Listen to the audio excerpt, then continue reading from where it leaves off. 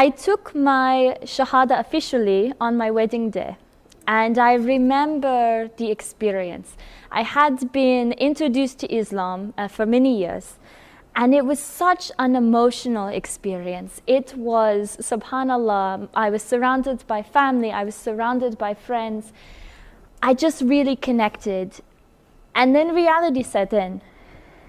And I realized to grow closer to Allah subhanahu wa ta'ala, I needed to address my former sense of self. I really needed to address my former life. Because you see, I'm a former prostitute. Since I was 11 years old, I've been struggling with eating disorders.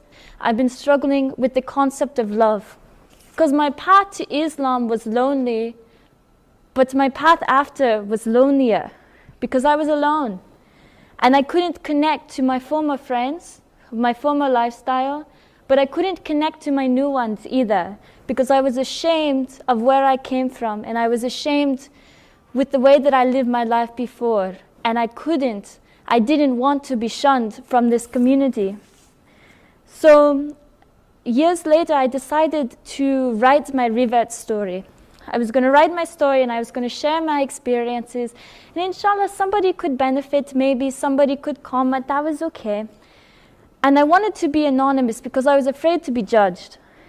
The feedback that I received from publishing my Revert story and my former experiences and my experiences coming to Islam, I received feedback that was both positive and negative. But two things really puzzled me. And the first that puzzled me was that not one single person asked me how was I doing. They didn't ask how I was doing. They didn't ask if I was still struggling, if I was still having these feelings of guilt.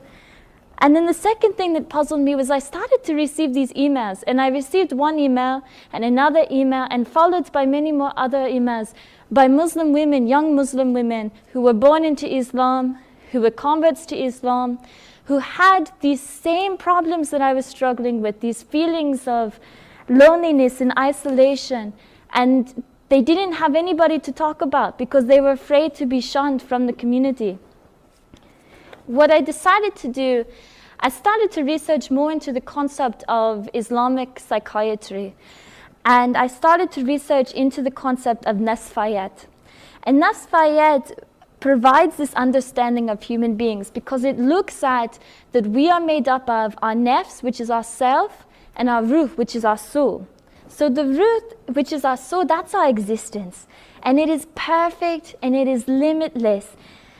And the nafs, contrastingly, these 7 of them, they reflect our reality, and they're imperfect and they're fluid. And we can combine the nafs and the ruh. And when we combine them, when we analyze them, there's room for purity and there's room for growth.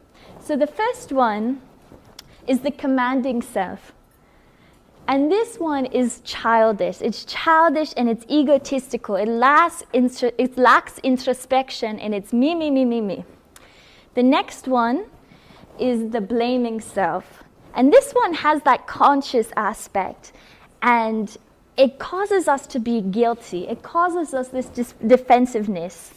The next one is the inspired self. And this one, it lacks consciousness. It's very creative. It's very liberal. But it has no discipline. It has no structure. The following one is the contained self. It's the certain self. It's loyal to the path of worship. And it remembers Allah subhanahu wa ta'ala. The following one is the content self. And it's content in difficulty or in ease. It sees Allah subhanahu wa ta'ala in every circumstance and accepts His presence. The next one is the self that is pleased with everything. And contentment guides their actions. They're harmonious with their environment, as you can see. And the last one, the one, of course, that we strive to be, is the complete self. And what is the complete self but the level of the Prophet Sallallahu? Living with divine love, living with purpose. So, to become this healed person, to become a complete person, we have to look at our 7 dynamics of self, and we have to look at our ruh. And one way to do that is by writing, because writing causes us to posit our actions. It causes us to think and to reflect and to describe our transformation. And only through reflection can we engage in healing. What me and a couple other women have decided to do was to create this space called muslimconvertstories, which is an online community that provides a supportive and non-judgmental community. And we call it the whole person approach to healing because that's really what it is you're looking at the whole person approach. And you're wondering, why do we act the way that we do? What causes us to act the way that we do? And how do we want to be like? It's anonymous and it's safe. And women write their goals, their inspirations, their problems, their past, their journeys, all of that.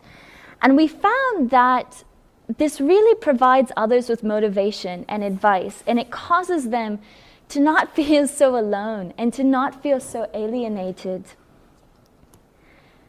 So 2 years, I came to Islam, I took my official Shahada, and I came crawling, and I was hurting, and I was lonely, and my story is not unique.